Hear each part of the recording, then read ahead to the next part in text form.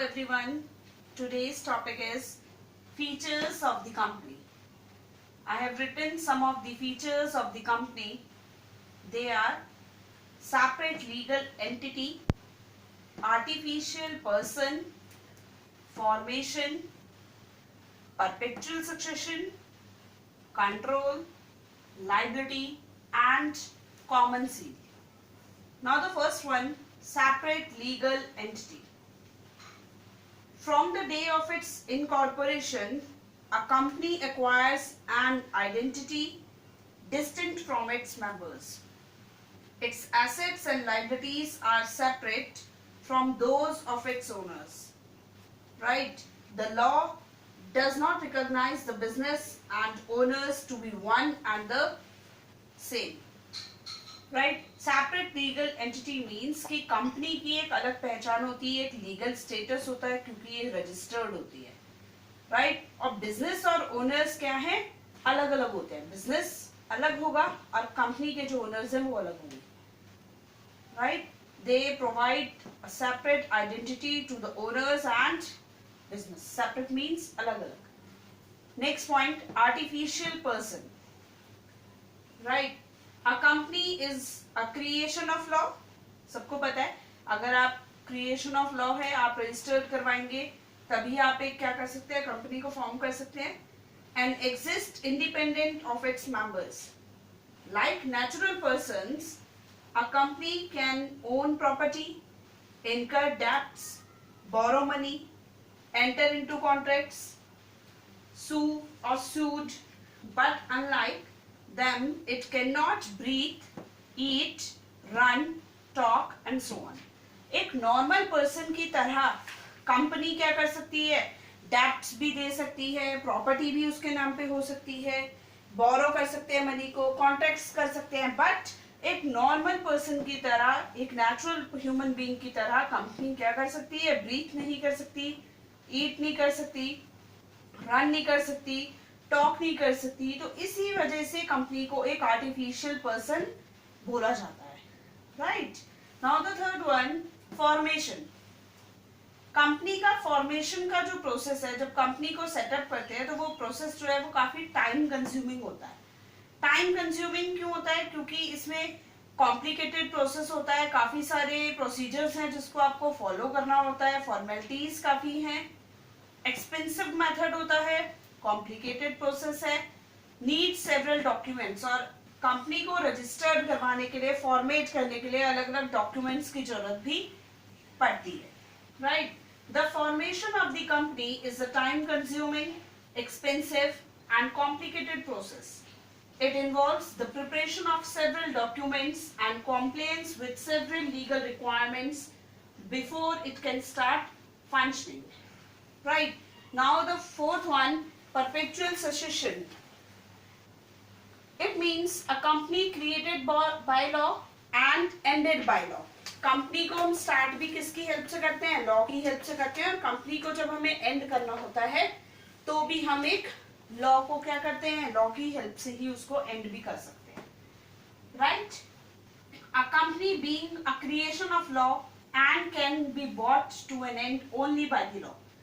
It will only cease to exist when a specific procedure for its closure called winding up.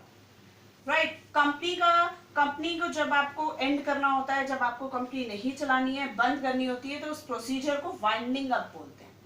Winding up procedure को follow करना होता है, तभी आप company को वाइंड अप कर सकते हैं. Right. Next, members. In this, the members may come and members may go, but the company continues to exist. members आपके साथ जुड़ भी सकते हैं, जा भी सकते हैं, but कंपनी चलती रहती है. Now the next one, control. Who control the activities? Who control the affairs of the company?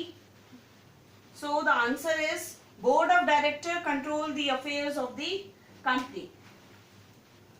Previous videos में भी हम डिस्कस कर चुके हैं कि कंपनी के जितने भी अफेयर्स होते हैं उनको कौन कंट्रोल करता है, बोर्ड ऑफ डायरेक्टर्स कंट्रोल करता है, वही हैंडल करता है. The management and control of the affairs of the company is undertaken by the board of directors, which appoints the top management officials for running the business.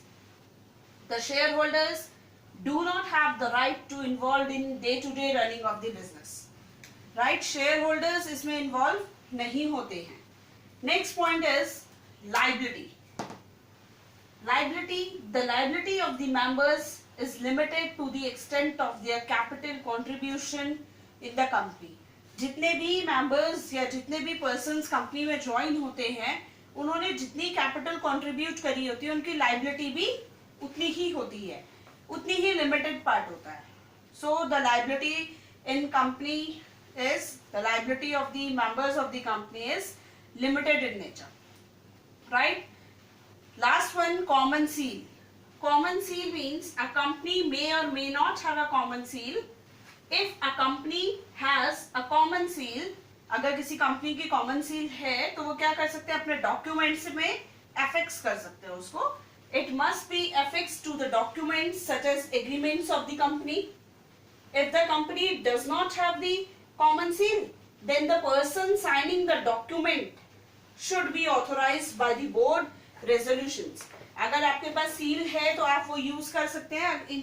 अगर आपके पास common seal नहीं है तो आपके जो सिग्नेटरीज हैं, जो बोर्ड ऑफ डायरेक्टर्स की, उसकी वैल्यू भी क्या है, बराबर होती है. Okay, now in brief, first point is separate legal entity. Separate legal entity means, legal means legal status. आपकी कंपनी एक लीगली रजिस्टर्ड होती है, इसीलिए किसी को सू कर सकते हैं. अलग अलग है, कंपनी अलग है, ओनर्स अलग हैं, बिजनेस जो उसके अंदर चल रहा है वो अलग है. राइट. Next, artificial person. एक नॉर्मल ह्यूमन बीइंग की तरह कंपनी एक्ट नहीं करती है, इसीलिए उसको आर्टिफिशियल पर्सन बोला गया है. फॉर्मेशन इसकी डिफिकल्ट प्रोसेस है, थोड़ा कॉम्प्लिकेटेड प्रोसेस होता है, एक्सपेंसिव भी है, साथ में टाइम कंज्यूमिंग है क्योंकि इसमें काफी सारे डॉक्यूमेंट्स नेसेसरी होते हैं. Next one, perpetual succession. Members इसमें ज्वाइन हो सकते हैं और कभी भी जा सकते हैं. आप कंपनी को लॉ के थ्रू ही क्या करते हैं, रजिस्टर्ड करते हैं, लॉ के थ्रू ही चलाते हैं, और इसको बंद करने के प्रोसीजर को वाइंडिंग अप बोला जाता है. राइट. उसको फॉलो करके ही आप उसे क्लोज कर सकते हैं. Next one, control. कौन कंट्रोल करता है कंपनी को? कंपनी को कंट्रोल करते हैं board of directors. Next point, liability. Liability is limited to the extent of capital contribution. And the last one, common seal.